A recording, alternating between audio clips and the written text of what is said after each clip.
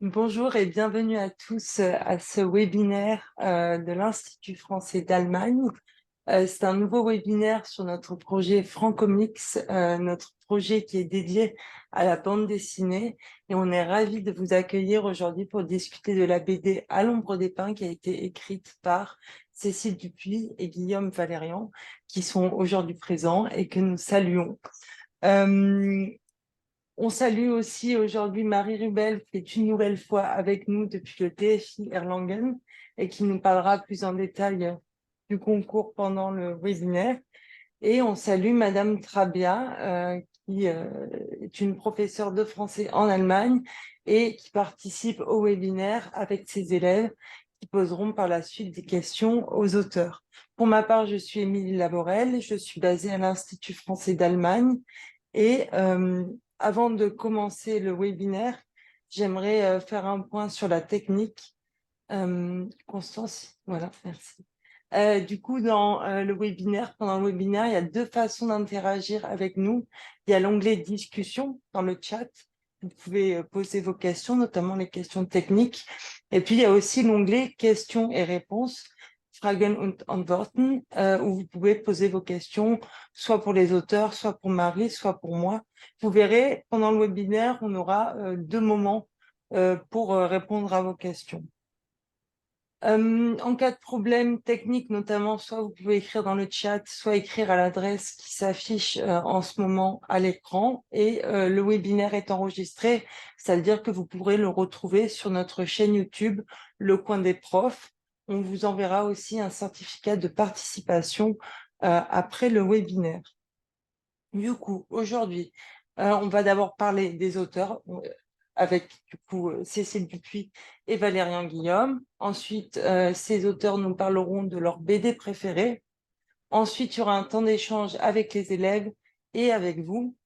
Ensuite, Marie Rubel nous parlera du concours, où on aura des rappels sur le concours et des informations utiles, et notamment un petit preview des fiches pédagogiques. Et enfin, on passera une dernière session questions-réponses. C'est parti du coup pour notre premier temps d'échange avec Cécile Dupuis et Valérian Guillaume. Moi, pour commencer, j'aimerais vous poser une question sur votre métier à tous les deux.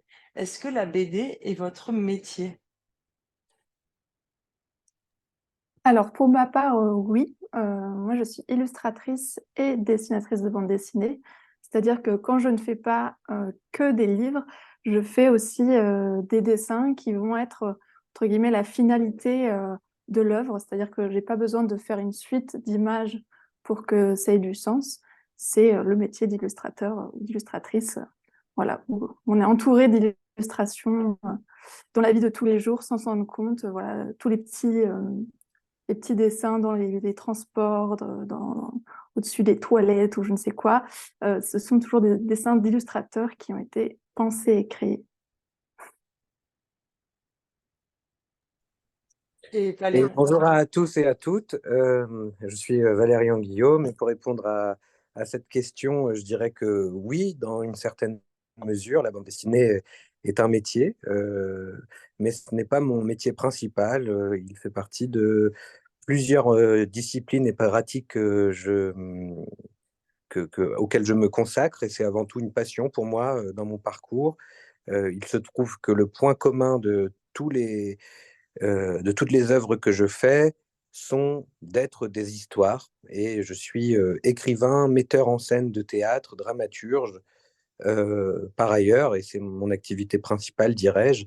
Mais j'écris des scénarios pour la bande dessinée, pour le cinéma, et puis des paroles de musique. Enfin voilà, l'écriture est polymorphe, elle a plusieurs visages et je travaille sur différents médiums. Mais je fais de l'art grâce à la bande dessinée, qui est une passion première et originale. Voilà. Très bien, merci. Et à vous deux, quelle a été votre formation du coup, vu que vous avez des profils si différents? Moi, j'ai commencé avec un bac art plastique.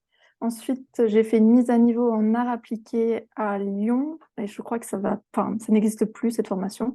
Et maintenant, la formation qui existe, ça s'appelle un DNMAD. Donc, c'est un diplôme national des métiers d'art et du design en spécialité illustration. que j'ai fait à l'école Estienne, qui est une école d'art à Paris.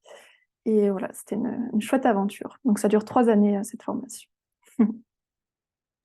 De mon côté, moi, j'ai arrêté le lycée à 16 ans et j'ai passé mon baccalauréat en candidat libre, c'est-à-dire sans aller au lycée. Et ensuite, j'ai commencé très tôt à faire du théâtre en tant que comédien, à 18 ans, en arrivant à Paris notamment. Et je me retrouve là actuellement, alors que je n'avais pas d'affinité, euh, on va dire, visible pour les études, à terminer un doctorat que je fais au Conservatoire national supérieur d'art dramatique à Paris et à l'École normale supérieure, à l'ENS, donc à Paris, un doctorat de recherche-création en sciences, arts, création et recherche, et avec une spécificité en création théâtrale. Mais avant ça, j'ai fait 2 masters, l'un en création littéraire, un master 1 en philosophie et un master en études des représentations théâtrales. Voilà. Ok, très bien, merci. Donc, deux parcours qui ont l'air de se compléter. Et pour en revenir à la BD, l'un et l'autre, est-ce que la BD était présente dans votre enfance et dans votre adolescence, ou est-ce que c'est un objet que vous avez appris à connaître un peu plus tard? Pour ma part, elle était présente, mais très discrètement. C'est-à-dire que c'était pas une évidence. J'avais ce qu'on va dire les classiques à la maison. Les deux majeurs, c'est Boule et Bill et Titeuf. C'est mes deux bibles. Mais j'étais à l'époque absolument pas fascinée par ce médium.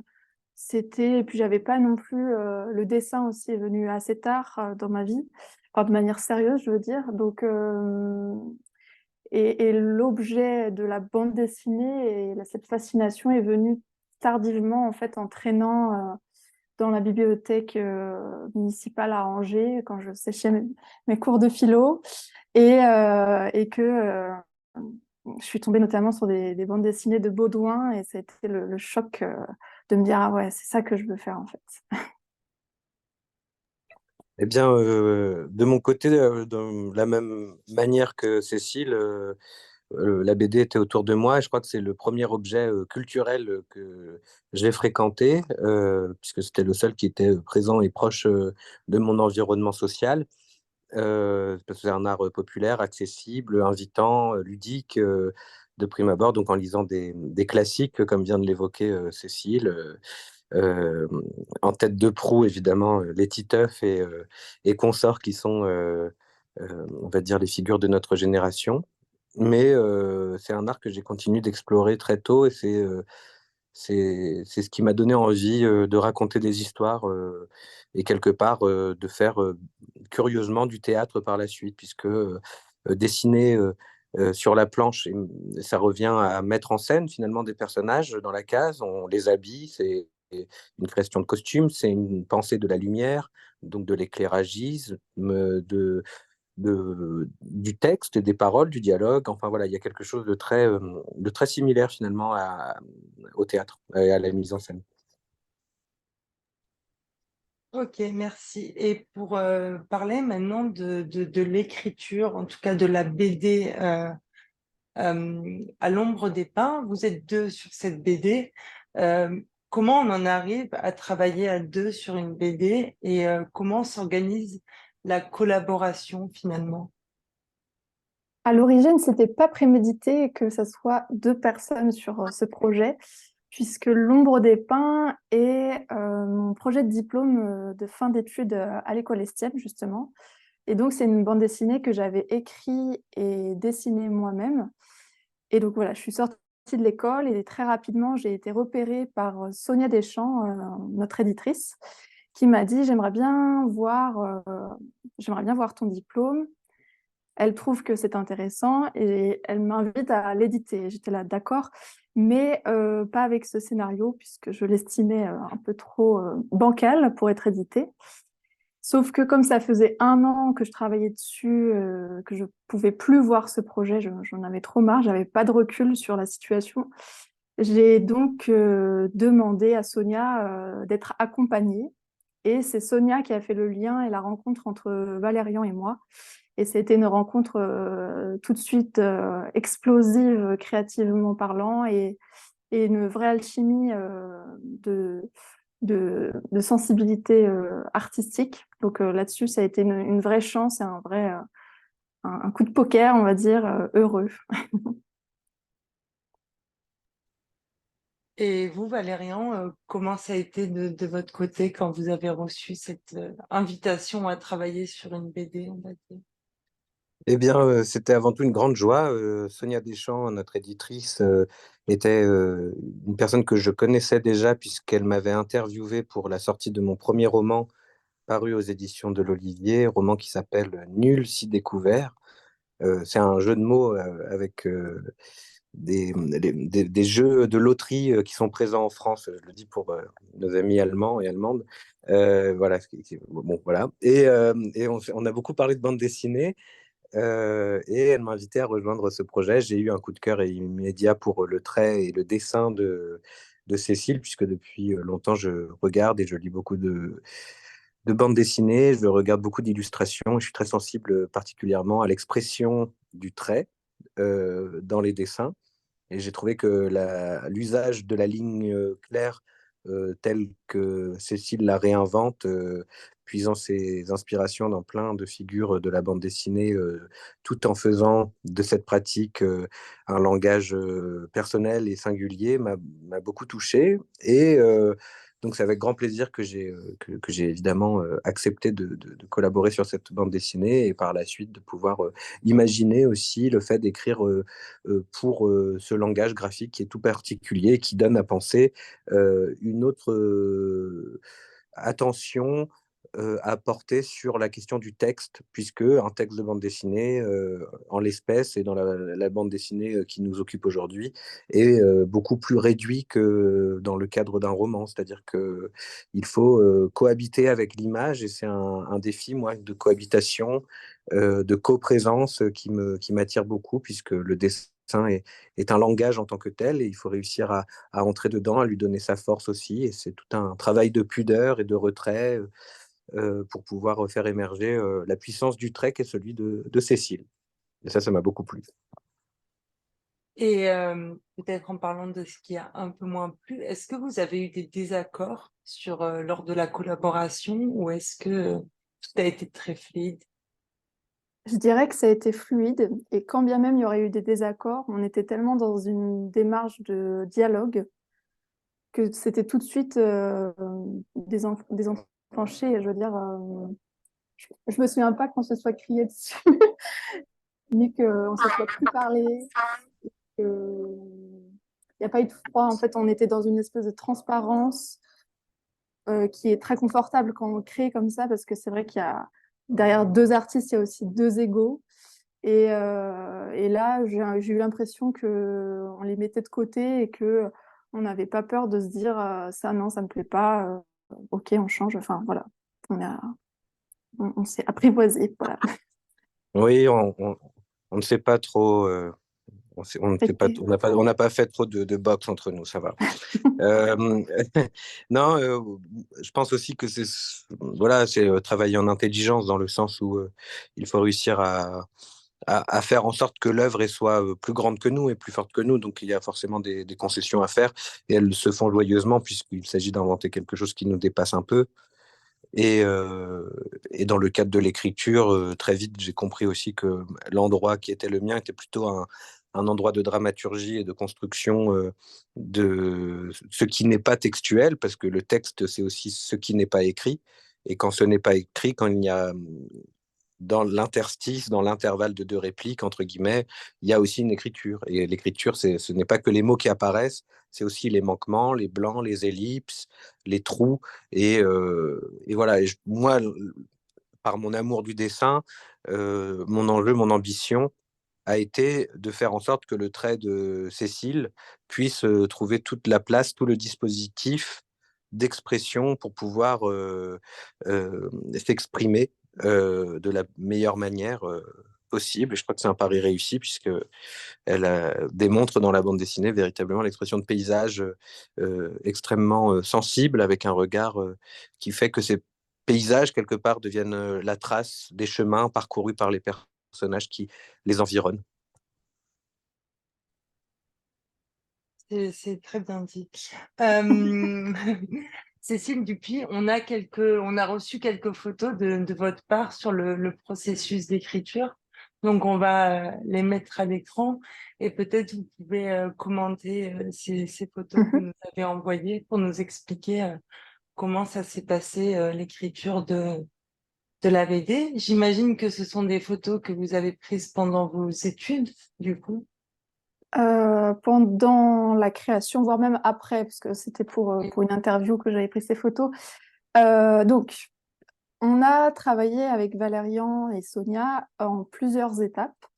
C'est-à-dire que quand on commence avec Valérian, on a une histoire qui est en mots, c'est-à-dire qu'on a des mots clés. Et ce qu'on appelle l'étape du storyboard, c'est comment on passe de mots écrits à une histoire découpée en images.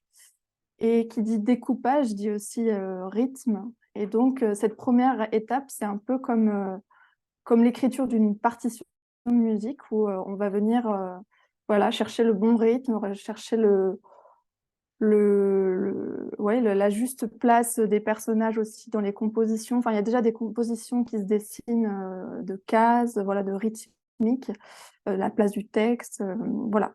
Mais là, il se trouve que vous voyez le crayon à côté, vous voyez que c'est tout petit et que voilà, le dessin est très sommaire et il n'y a limite que moi qui peux comprendre ce qui est écrit. Et c'est pourquoi, est-ce qu'on peut mettre la deuxième photo, s'il vous plaît? Voilà. Je passe à une deuxième étape de storyboard qui est légèrement plus grande. On voit que le crayon rapetissit à côté. Et qui est un storyboard donc non seulement plus détaillé dans l'iconographie, c'est-à-dire que je vais faire des recherches beaucoup plus précises sur ce que va réellement devenir le dessin. C'est-à-dire que là, c'est le moment de recherche où je passe des heures sur Internet à chercher à quoi ressemble réellement un TGV dans les années 80, par exemple, ou une petite R5 sur la route, parce qu'évidemment, je ne sais pas tout ça de tête. Et c'est aussi un outil pour communiquer avec Valérian et Sonia, puisque je ne suis pas toute seule dans l'aventure. Donc, il y a la place où, là, le texte, comme il y a très peu de texte dans la bande dessinée, le texte s'inscrit et est lisible dans cette étape-là. Et donc, sur la photo de droite, on voit, là, c'était à l'époque mon poste de travail, où j'ai devant moi étalé tout le chemin de fer, ce qui fait que j'ai une visibilité globale du projet, où si un matin en me levant, je regarde et je me dis « Ah, mais en fait, cette scène-là, elle serait peut-être mieux à une autre place », libre à moi voilà, de faire comme un puzzle, de faire une composition comme ça. Et je crois que c'était que ces trois photos-là, non? Oui, voilà. Ce qui donne ensuite, évidemment, l'étape d'ancrage, enfin de crayonner puis d'ancrage. Là, on n'a pas l'étape juste avant, qui est une recherche du trait juste au crayon de papier, où là, j'ai tout le loisir de chercher, de gommer, de refaire, de recomposer. C'est un peu l'étape fatidique. Enfin, et ensuite, je passe à l'ancrage, donc avec je travaille à l'encre de Chine et à la plume, voilà, de manière très traditionnelle, où là encore une fois, si je me trompe,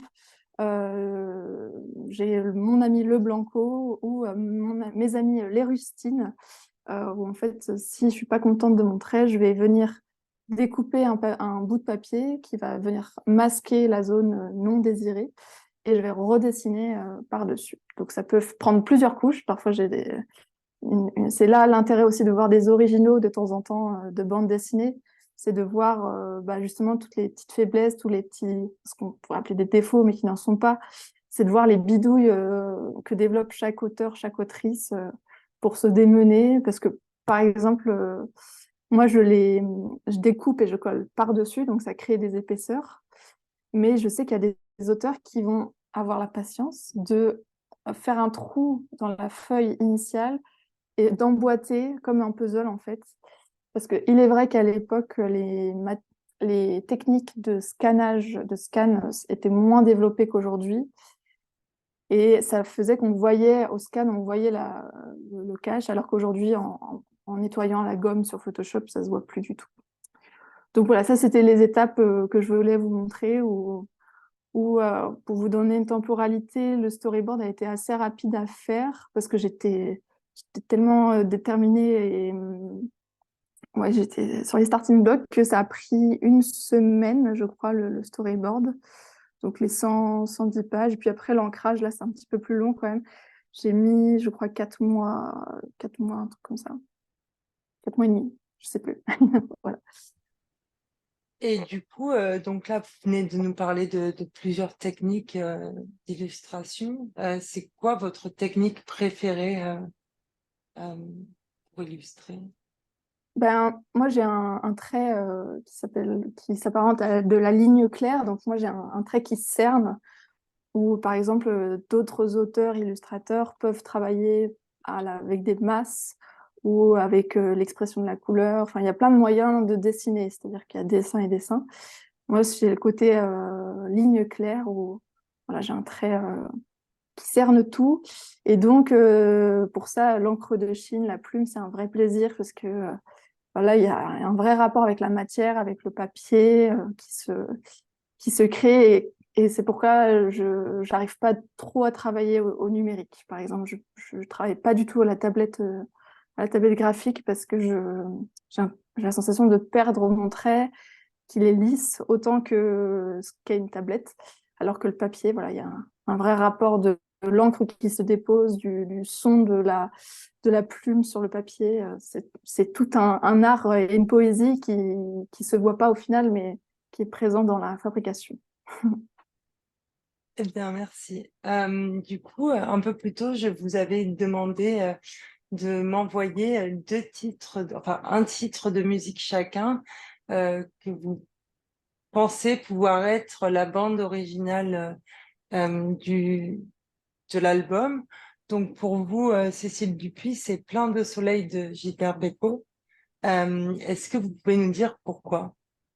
Alors, Plein soleil de Gilbert Bécaud, c'est une musique, il me semble que je l'ai pas mal écoutée pendant la réalisation déjà. Et c'est une musique où déjà en arrière-plan, oui, en arrière-plan, on entend le reflux de la mer. Donc déjà, on est en plein dedans, on est plongé dans le bain de soleil, le bain de vacances. Et puis c'est l'histoire de deux amis, qu'on devine peut-être des amoureux, qui se retrouvent voilà, dans cette ambiance qui s'apparente à celle de l'humour des pins. Donc c'est très doux, très joyeux, très good feeling good, voilà. Donc voilà, je l'apparente à l'ombre des pins. Ok. Et Valérian Guillaume, on va voir. Pour vous, c'est quel titre du coup? C'est une chanson de Françoise Hardy et c'est Le temps de l'amour. Il me semble que ça s'appelle comme ça. Oui, voilà, Le temps de l'amour. Et c'est une chanson qui est présente dans le film de Wes Anderson, Moonrise Kingdom, qui est un film qui met en scène des jeunes adolescents qui pratiquent pendant l'été le scoutisme, mais cela ne va pas se passer comme prévu puisqu'il va il, il se passait une évasion amoureuse enfin, d'un garçon et d'une fille un peu plus âgée qui vont un peu découvrir ce temps suspendu de l'amour. Et je trouve que cette chanson raconte un peu ce temps de l'innocence et de la poésie quand on aurait envie que l'infini se loge dans le cœur de l'été et que pourtant il s'achèvera et la rentrée reprendra ses droits et les parents viendront nous chercher à la fin de tout ça. Voilà, je trouvais ça assez pertinent pour faire écho à la bande dessinée. On y a fait référence à de nombreuses reprises avec Cécile et puis avec Sonia, notre éditrice. D'accord, merci. Ben alors, deux titres de musique, Plein soleil et Le temps de l'amour, et un titre de film qu'on peut réécouter ou regarder après le webinaire. Merci. J'aimerais passer du coup à la séquence suivante de ce webinaire et on va continuer sur la BD, puisque l'un et l'autre, vous allez nous parler de vos BD préférés. Donc, pour commencer, il me semble que c'est, voilà, Cécile Dupuis, C'est moi, la ouais. BD coup de cœur, tout seul. Oui, tout seul, c'est une BD que je pense avoir découvert par une amie quand j'étais à Estienne. Et c'est l'une des rares BD pendant laquelle j'ai pleuré, qui m'a fait pleurer. Et je suis assez difficile en lecture, en tout cas, pour tirer une larme. Donc là, c'était voilà, le choc émotionnel, mais aussi graphique, parce que c'est une BD qui est assez silencieuse, sinon quasiment très silencieuse, et qui raconte l'histoire d'un homme qui est voilà, un petit peu défiguré et qui est né dans un phare en plein milieu de la mer et qui n'est jamais sorti de ce phare. Et son seul contact avec la terre humaine, c'est de temps en temps des marins qui viennent lui apporter de la nourriture pour qu'il puisse survivre sur le phare. Et un jour, un marin va lui laisser des cartons. Et dans ce carton-là, il y a un dictionnaire. Et en fait, le dictionnaire, il est vrai que c'est un petit peu comme une synthèse du monde.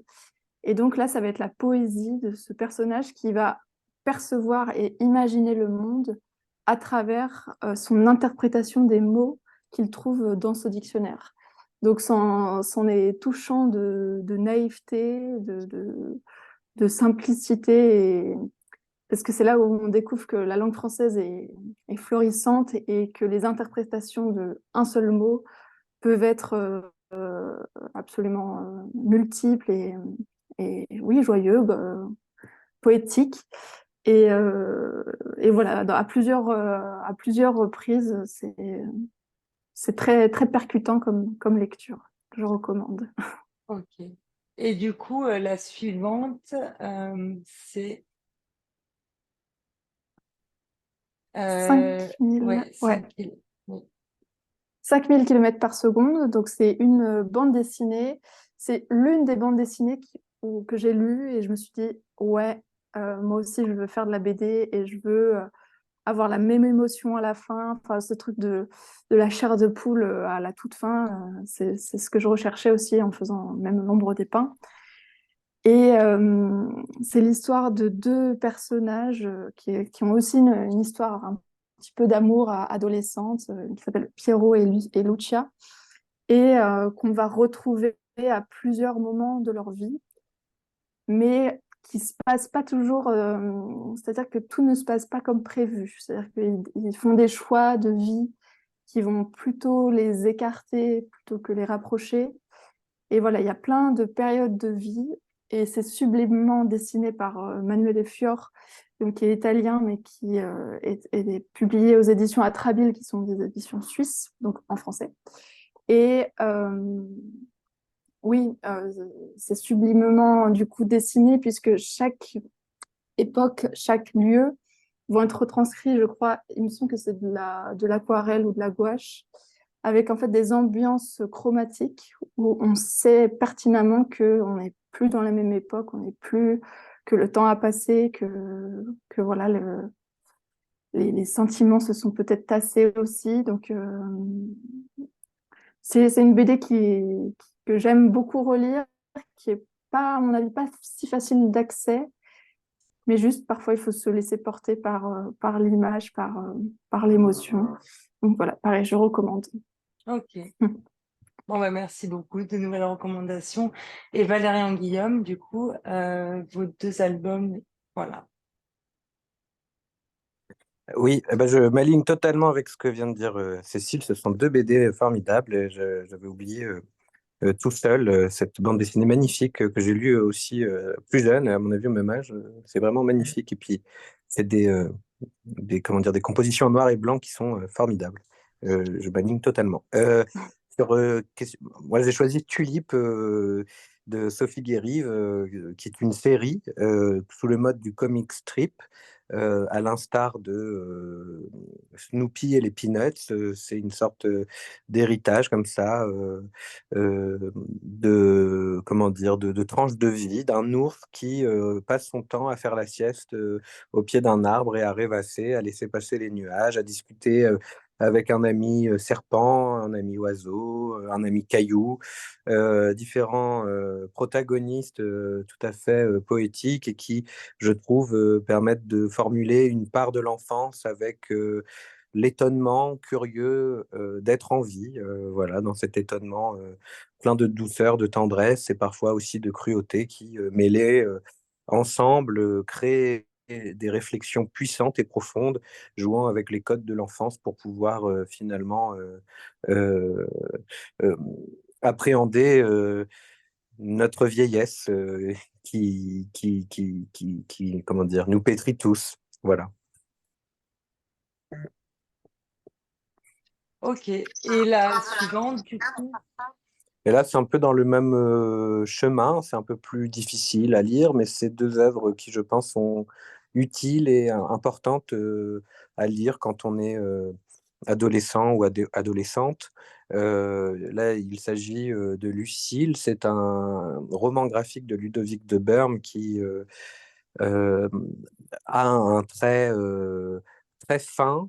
Il travaille beaucoup sur la ligne, généralement sans couleur, mais avec un trait presque chirurgical où il dessine des fantasmagories qui sont à l'œuvre dans nos intériorités. C'est quelqu'un qui dessine véritablement avec brio la part d'angoisse qui peuvent nous habiter à l'adolescence.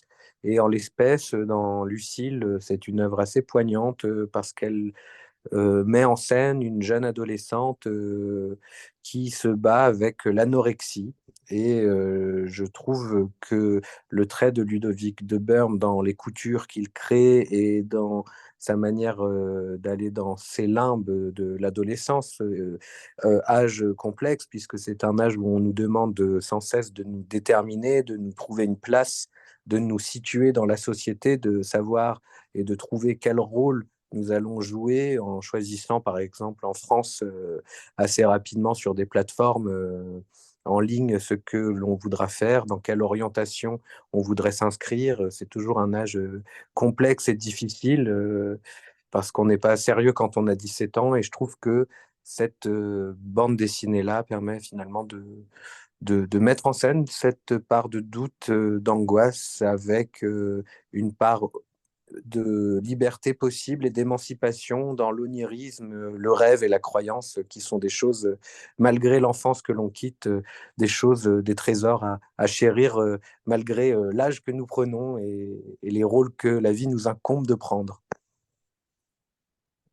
Très bien. Bon, on voit que l'adolescence est un thème qui vous intéresse, effectivement. Maintenant, on va passer aux questions des élèves. Du coup, les élèves de Madame Trabien qui sont ici ont préparé des questions pour les auteurs et c'est le moment où ils vont les poser. Oui, alors j'ai une question.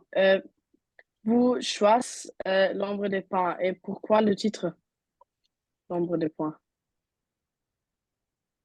Pour cette question, le choix du titre, je pense que je vais laisser Cécile répondre, car quand je suis arrivé, ce titre était déjà bien présent chez elle. J'ai l'impression qu'il était là de prime abord, avant même qu'elle n'ait commencé à dessiner même son projet de diplôme. En tout cas, je crois qu'elle en parlera mieux que moi. Donc, Hmm.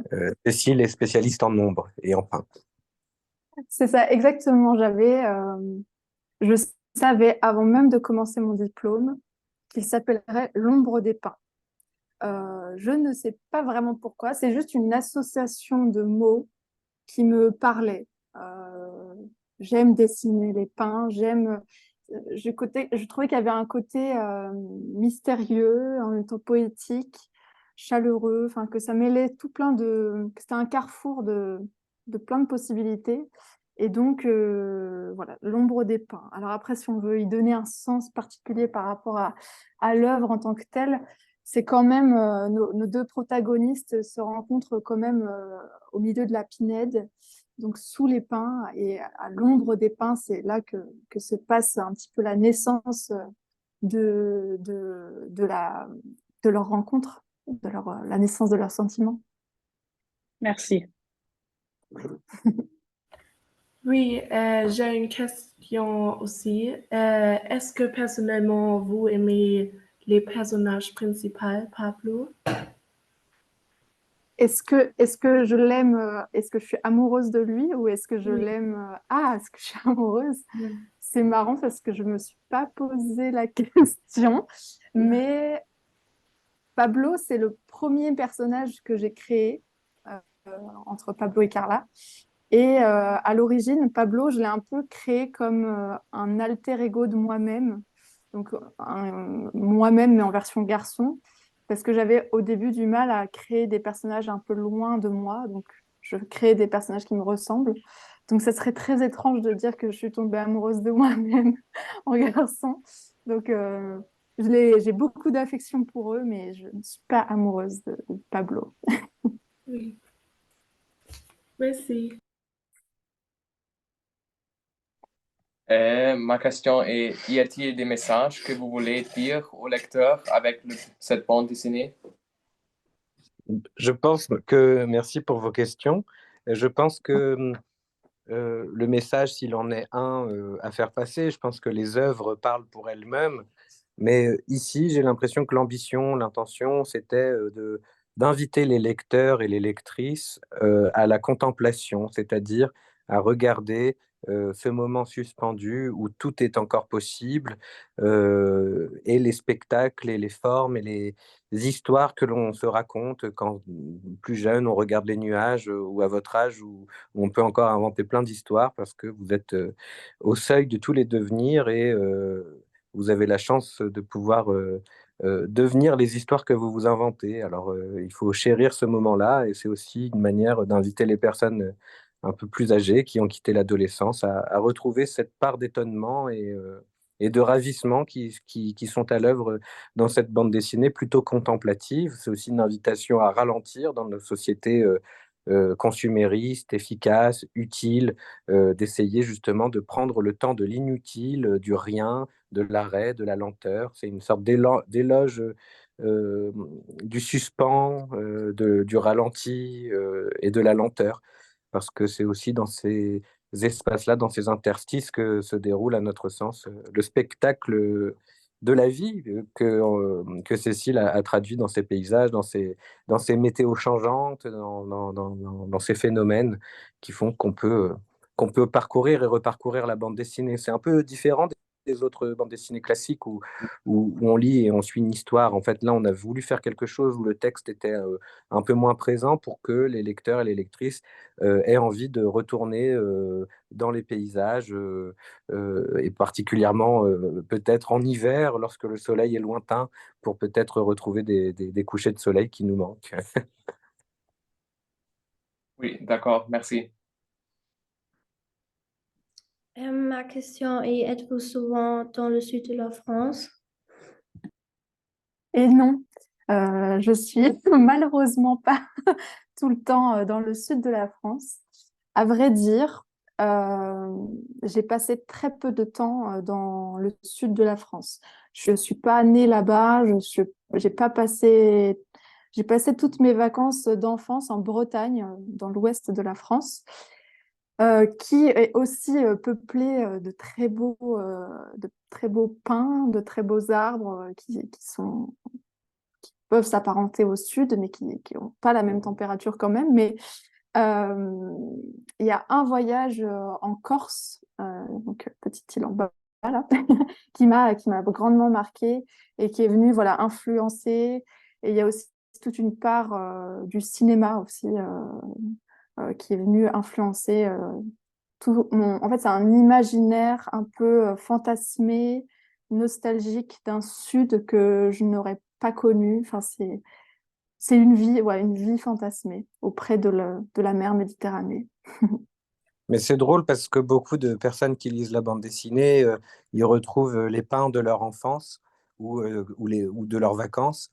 Et quand on a été en Corse, par exemple, rencontrer des étudiants, eh bien, ils disent, ah, vous avez fait la BD en Corse, vous êtes Corse, etc.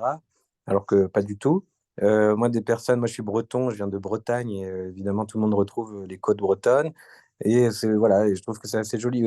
En Italie aussi, on nous a dit, enfin, voilà. Et donc, on aimait bien cette idée qu'il n'y ait pas de localité précise et qu'on ne détermine pas exactement le lieu de l'intrigue. Et donc, chacun peut y projeter sa part intime en étant lecteur finalement de cette adolescence à l'œuvre dans cette bande dessinée. Mm. Et c'est à la fois non localisé et aussi non daté. C'est-à-dire qu'il y a très peu de choses qui vont situer le récit dans une période en particulier. Je pense que la chose majeure qui pourrait situer, ça doit être le TGV, qui est un TGV un peu plus vieux que ceux actuellement. Mais voilà, ces objets qu'on a tous à peu près chez nos grands-parents, voilà, la maison de la grand-mère, la vieille R5, c'est quelque chose où ça peut se passer autant de nos jours qu'il y a 50 ans. Donc ça, c'était intéressant aussi. Il y a un côté un peu universel où nous, le retour des lecteurs qu'on a, c'est voilà, pour des générations un petit peu plus avancées, ça va être ah, ça me rappelle mes amours de jeunesse. Et puis pour ceux qui sont un peu moins avancés, ça va être au contraire une espèce d'initiation à ah oui, je peux pas en parler avec mes parents. Du coup, moi, cette lecture, ça m'a aidé à comprendre certaines choses. Voilà, il y a une lecture qui accompagne pour tous les âges. Ouais, et puis c'est vrai, et c'est aussi l'absence de téléphone, par exemple, et même aussi dans un choix des costumes des personnages qui peuvent être un petit peu multigénérationnels. C'est cette idée que soit ça se passe dans le passé, ou alors ça se passe dans un présent où les choses sont restées dans leur jus, comme on dit ici, c'est-à-dire comme si les choses n'avaient pas changé. Voilà. Merci. Ma question voudrait être pourquoi avez-vous choisi ce métier?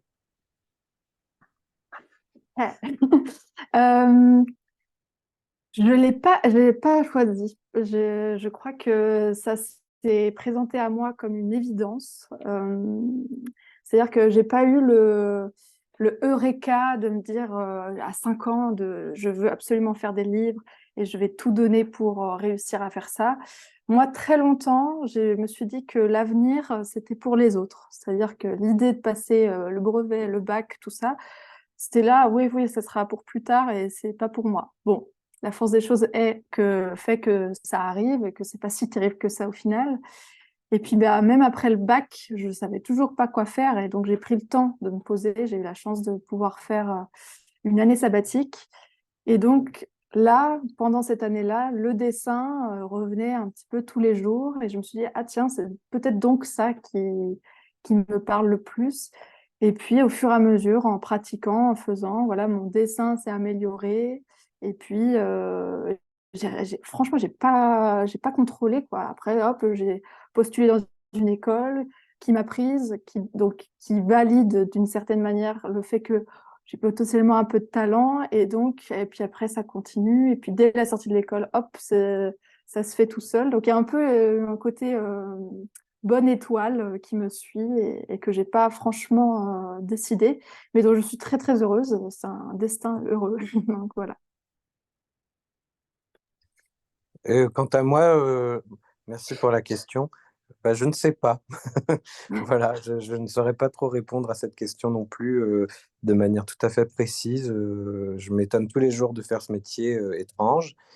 Ce soir, je joue au théâtre et tous les jours, je me demande comment ça se fait, mais je le fais parce que je ne sais pas faire autre chose. Donc voilà, je le fais avec plaisir et joie, inquiétude aussi, doute souvent, mais je le fais. C'est une nécessité étrange et bizarre qui, si je ne le faisais pas, m'empêcherait de vivre, je crois. Mais voilà, c'est tout ce que je sais, mais peut-être que je comprendrai plus tard pourquoi je fais tout ça. Merci beaucoup. Merci aux élèves. Je crois que les élèves avaient préparé quelques autres questions, donc on peut peut-être continuer avec une ou deux questions. Oui, combien de temps faut-il pour dessiner une planche de la BD? Une planche, il faut savoir que j'ai travaillé dans des conditions où j'avais pas beaucoup de temps. J'avais des deadlines très très serrés. Donc normalement, dans la vie normale d'un auteur ou d'une autrice de BD, une planche, c'est entre un jour et 2, voire plusieurs si c'est une planche très compliquée. Mais moi, je faisais 2 planches par jour parce qu'il y a aussi un dessin assez épuré qui me permettait d'aller assez rapidement. Mais globalement, oui, ça prend à peu près entre une journée, une demi-journée, selon la complexité de la planche. Merci.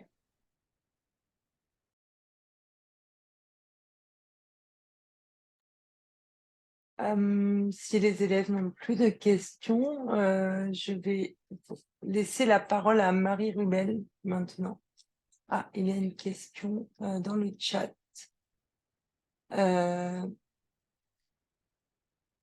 Oui, parce que j'ai vu qu'il y avait quelques questions concernant des BD.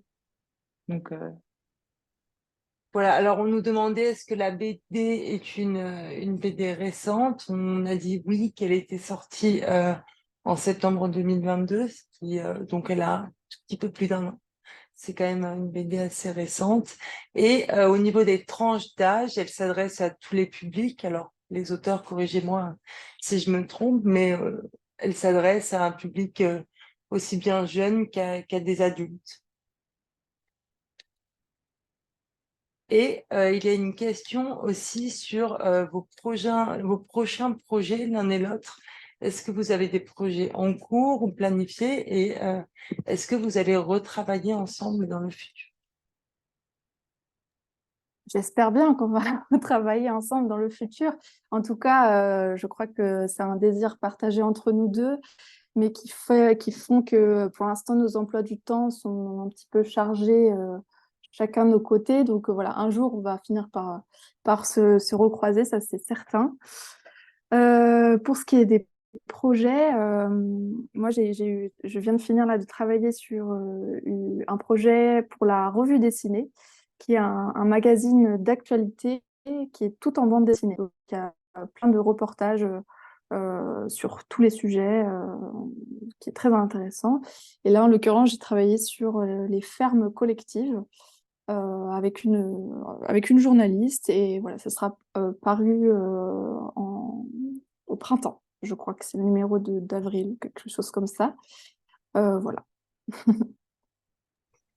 Bien sûr que c'est un désir partagé qu'est celui de faire une prochaine bande dessinée avec Cécile. En attendant, j'ai une activité théâtrale assez riche.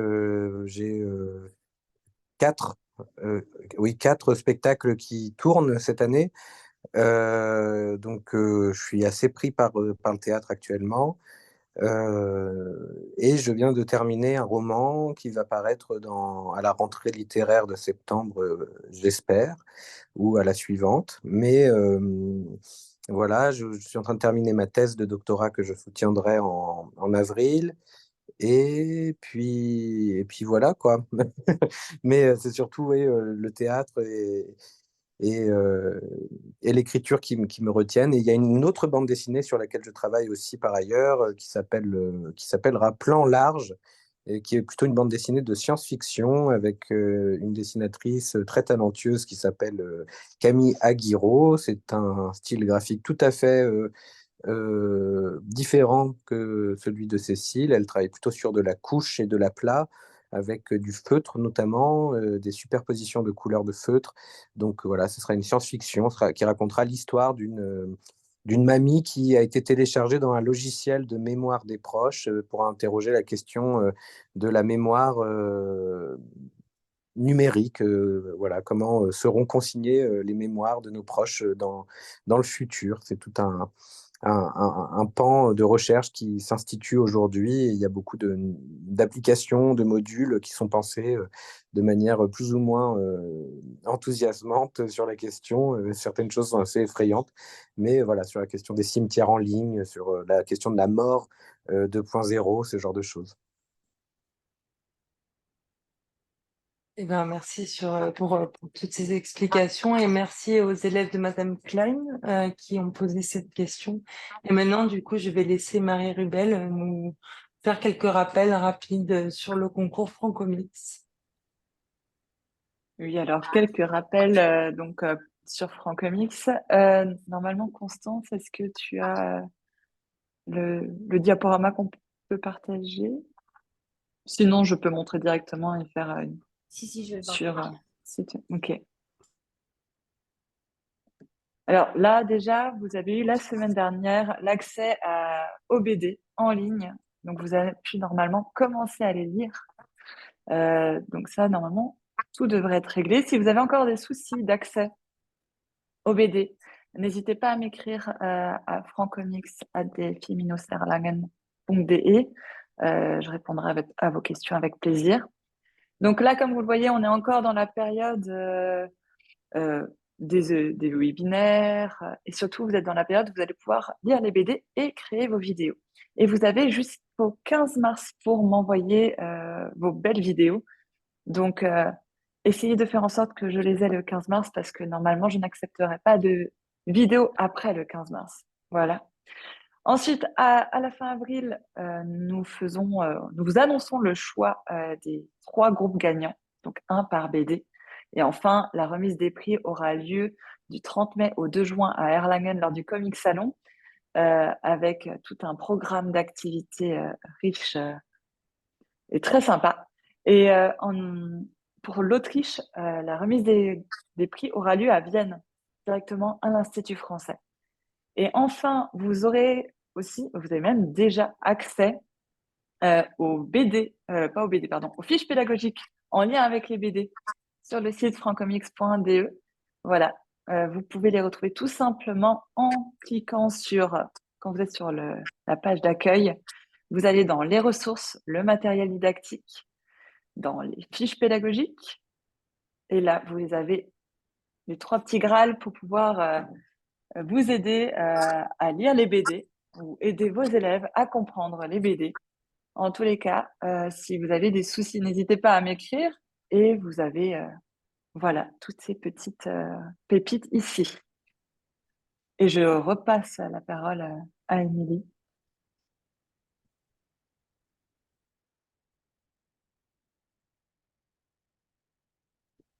Ou pas.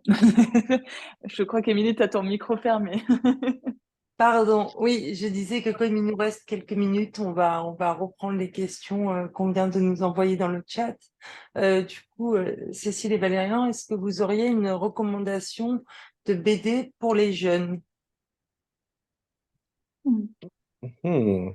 Bah, oui, moi je recommande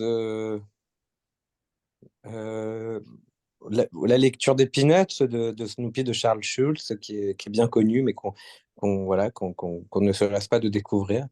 Et si Cécile a une idée, ça me permettra de réfléchir à une autre idée. Là, j'ai pas. Ouais, je réfléchis aussi. Mais ça veut dire quoi les jeunes? C'est-à-dire, c'est large. C'est large. Bah alors peut-être pour une tranche d'âge spécifique, on peut faire public plutôt enfant et public plutôt adolescent. Pour enfants, moi, j'avoue, je lis pas trop de BD pour les enfants. Je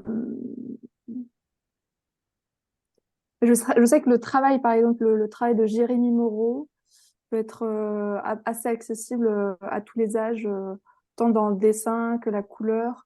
Les sujets peuvent être vraiment profonds, mais pourtant abordés de manière un petit peu accessible, justement, vraiment d'une certaine manière vulgarisée. Voilà, notamment, je crois que sa dernière, c'est les Peasley, qui est assez chouette.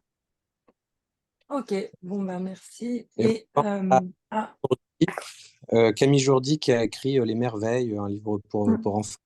Et je recommande pour les adolescents Rosalie Bloom et ses autres romans graphiques qui sont vraiment des histoires très bien illustrées et très prenantes, tout à fait tendres. Et voilà. Et puis sinon, en manga, je perds l'auteur, donc je vous prie de m'en excuser, mais je conseillerais pour des adolescents des mangas comme Monster ou un manga qui est en cours de ce même dessinateur, ça s'appelle Asadora, c'est en cours de publication. Et évidemment, pour des collégiens, début lycéens, je conseillerais le manga Death Note, qui pour moi est un, un manga assez important dans la littérature japonaise et dans la culture graphique. Voilà, je trouve que c'est quelque chose de très prenant. J'y ai replongé il y a peu de temps et je me souviens que j'avais votre âge quand je l'avais découvert. Ça m'avait bouleversé à l'époque et ça m'a bouleversé à nouveau aujourd'hui, presque 10 ans plus tard, ou un peu plus. Très bien. Et j'ai quelques questions encore dans le chat. On va en prendre une ou deux.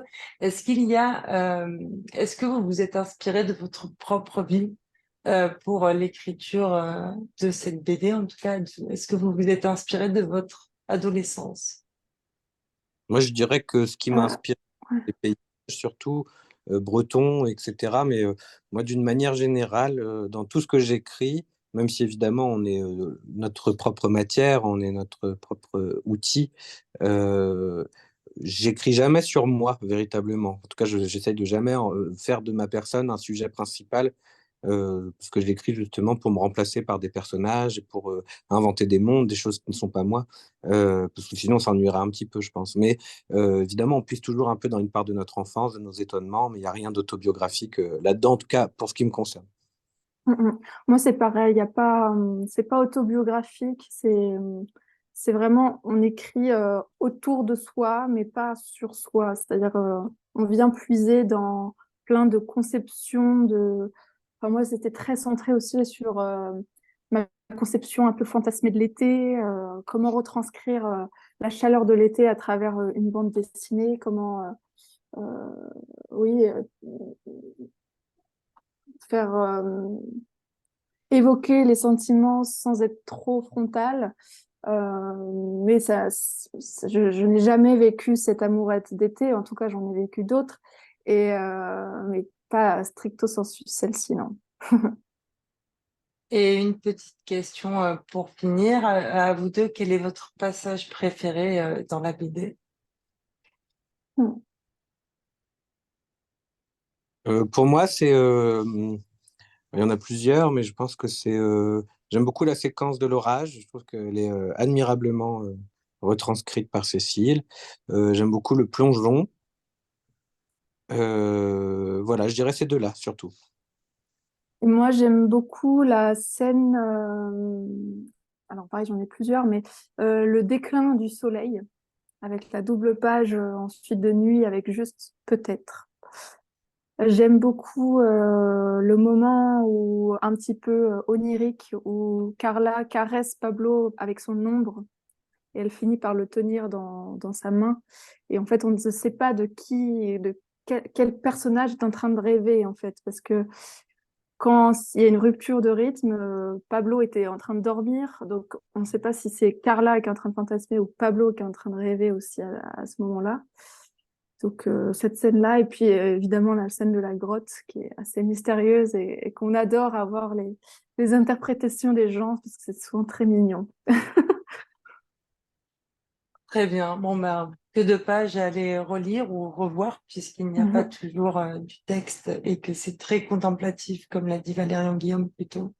Nous arrivons à la fin de ce webinaire. On espère qu'il vous a plu.